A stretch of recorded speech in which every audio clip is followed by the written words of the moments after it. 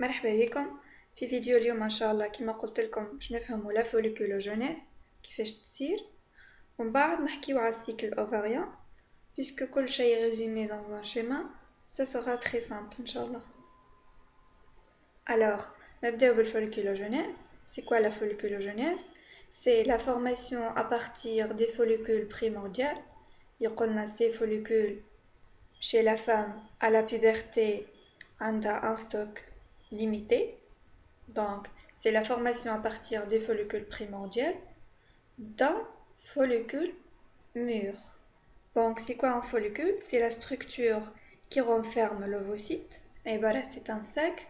L'ovocyte. On commence tout d'abord par les follicules primordiaux. L'ovocyte est entouré par quelques cellules folliculaires ou cellules épithéliales. Et puis on passe aux follicules primaires, formés d'une couche continue simple de cellules épithéliales.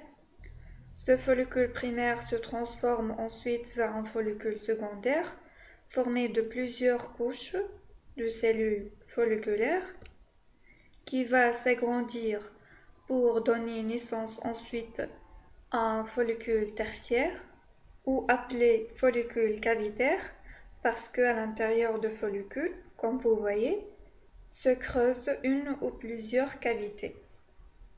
Puis, en dernière étape, se forme le follicule mûr ou de dégraffe, caractérisé par une grande cavité et un ovocyte 1 qui va achever sa maturation plus tard.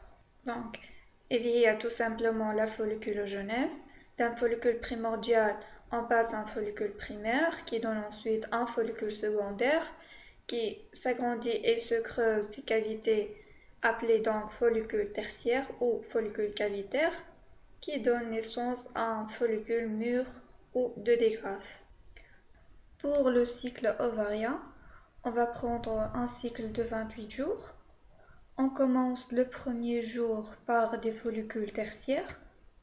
10 follicules sont formés, 9 vont dégénérer par le phénomène d'atrésie folliculaire et un seul va donner naissance à un follicule mûr.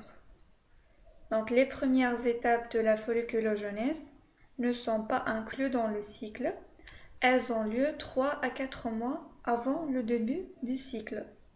Donc le cycle commence par plusieurs follicules tertiaires dont un seulement va donner naissance à un follicule mûr. Le 14e jour du cycle vient, c'est l'ovulation.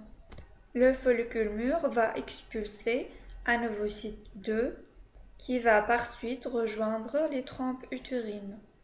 Ce follicule mûr maintenant rompu va donner naissance à un corps jaune qui atteint le maximum de développement au 21e jour du cycle.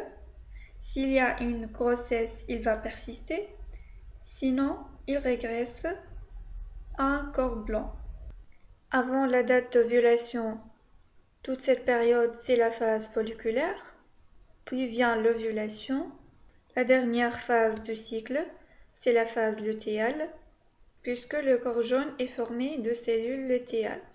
En même temps que toutes ces modifications à l'intérieur de l'ovaire, on a des modifications au niveau de l'utérus. Et les nafons principalement par les règles qui commencent au premier jour du cycle. في الفيديو الجاي إن شاء الله نشوفوا le cycle utérin en plus de détails.